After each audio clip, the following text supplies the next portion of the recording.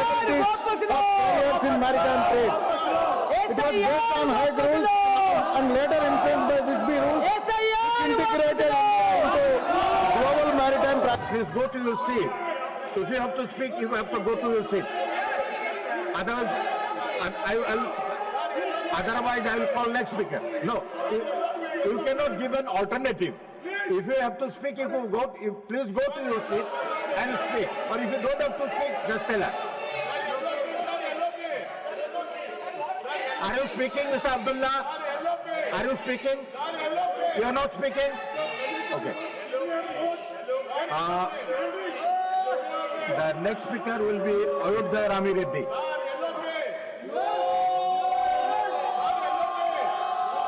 We give time later. First.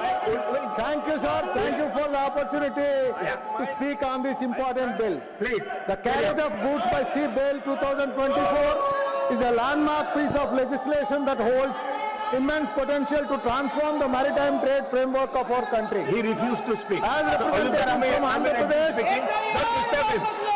Professor, don't disturb him. with a proud maritime legacy, supports the economy activity, we recognize the importance of this bill. The Carriage of Goods by Sea Act 1925 was a progressive law for its time, bringing clarity to the responsibilities and liabilities of carriers in maritime trade. It was based on high rules and later influenced by Visby rules, which integrated India into global maritime practices. However, over nearly a century, the shipping industry has undergone profound changes. Advancements in technology, shifts in global trade and the evolution of international conventions now demand that we modernize our laws. The introduction of Carriage of Goods by Sea Bill 2024, which repeals the 1925 Act, reflects the need for modernization and adaptability. This bill proposes several significant changes. The outdated forms are replaced with simpler, cleaner, and ensure easier to implement. This bill empowers the central government to amend its programs to avoid ensuring our legal framework remains current. By removing redundant and transitional clauses, the bill streamlines the processes and enhances the overall effectiveness of maritime governance. A lot of positivities in this bill.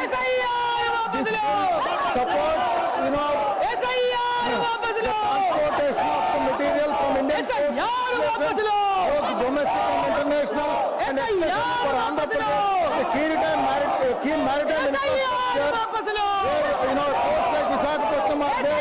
It is vital for international trade. It ensures that the state infrastructure is well protected and safeguarded in the border. It also simplifies a lot of understanding for shipping companies, traders, and naval professionals by carefully balancing with accountability through specific expectations like acts of God or quality restrictions that creates a comprehensive and framework for liability. Also, it brings a lot of economic and strategic benefits. For Andhra Pradesh, this will represent a transformative opportunity. The YSR Congress government, with Mr. Jagannath Reddy's governance at that time, had revitalized 4 greenfield ports: Ramayapatnam, Machilipatnam, Moolapeta and Kakinada, at a total investment of 20,000 crore rupees, which added a capacity of 100 million tons per annum by 2026 and generates employment opportunities for about 75,000 people. This bill will further complement these efforts. There are some suggestions for technological and digital areas. While this bill represents a significant step, we believe there is room for further integration, technological considerations. The global maritime industry is rapidly digitizing and our legislation must keep pace with that. Also, state-level consultation mechanism need to be brought in. We have to establish a consultation process with coastal states during future amendments. States like Andhra Pradesh with extensive maritime infrastructure can provide invaluable insights. There is also environmental and sustainable perspective that we need need to bring in. We also need to bring in incentives for modernization of ports and the shipping practices.